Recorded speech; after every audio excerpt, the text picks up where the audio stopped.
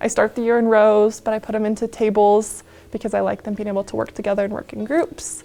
I think that's a really important thing for them to have to collaborate together on assignments instead of just doing it individually. I normally have Kiva seats in here, which are basically giant steps is a way to think about them. So it's just nice to be able to have a place for your kids to go during direct instruction. Like one thing I realized is it's kind of hard sometimes to teach kids in their desk because you're at the very front and you have some kids at the very back. And those kids in the back can get very easily distracted in their desk. You need to have them be a little bit closer to you to be able to actually help them focus and pay attention to the instruction. So having those seats is a fun way for them to be excited to leave their desk and come up front, but it helps me give really good instruction.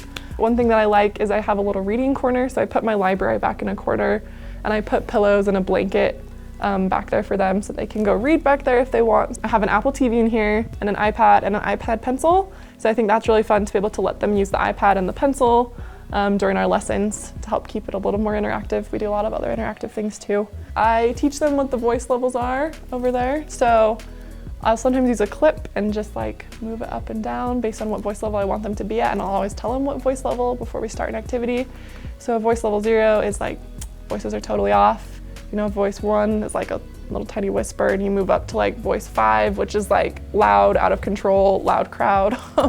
So I tell them like you should never have a level 5 voice in the classroom, like there's just no need for that. But they all have fun names, you know. I think it's important that everyone has a job within the classroom. I know some teachers will do, you know, like 10 kids have a job and you just kind of rotate through those 10 jobs. I want every child to feel like they have an important role in the classroom every day. So I have 28 different jobs. Some of them double up, like lunch bin. You know, you can have 2 people doing the lunch bin. You can have 2 people that pass out papers. That helps it go faster.